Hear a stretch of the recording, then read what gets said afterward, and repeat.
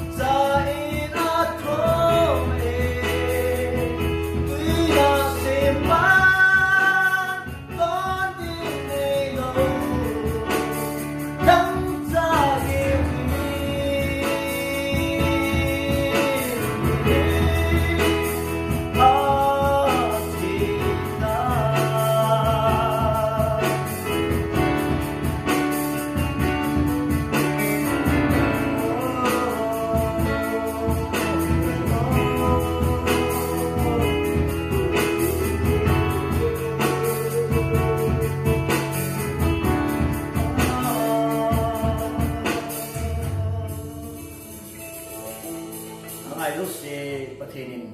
thìn vụ tàu hành